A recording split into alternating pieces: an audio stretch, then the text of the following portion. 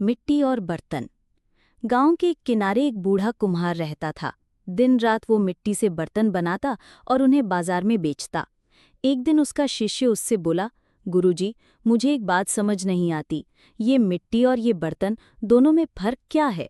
लोग मिट्टी को तो पैर से रौंदते हैं, लेकिन उसी मिट्टी से बना बर्तन सिर पर रखकर पानी लाते हैं, पूजा में चढ़ाते हैं। ये कैसा भेद है? बूढ़ा कुम्हार मुस्कुराया और बोला, बेटा, सच तो ये है कि मिट्टी और बर्तन अलग नहीं है। बर्तन की असली पहचान भी मिट्टी ही है। फर्क सिर्फ रूप और उपयोग का है। जब तक इंसान को ये समझ नहीं आएगा, तब तक सवाल उठते रहेंगे। फिर उसने समझाया, जैसे मिट्टी और बर्तन एक ही हैं, वैसे ही मनुष्य भी एक ही मूल से बने हैं। कोई ऊंच नीच नहीं, कोई बड़ा छोटा नहीं। भेद केवल बाहरी रूप और परिस्थिति का है।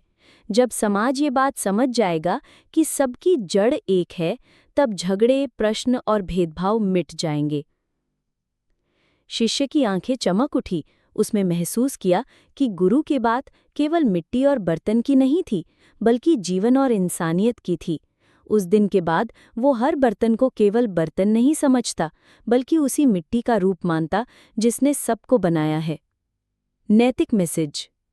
मिट्टी और बर्तन एक ही तत्व से बने हैं, जैसे सभी इंसान एक ही मूल से जन्मे हैं।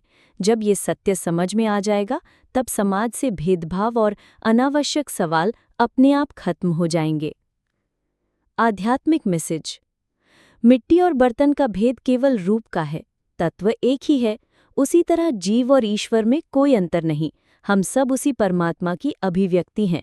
जब इंसान ये अनुभव कर लेगा कि मैं और तू अलग नहीं, सब एक ही सत्य की छवि हैं, तब प्रश्न, भेद और संघर्ष समाप्त हो जाएंगे और भीतर गहरा शांति अनुभव होगी।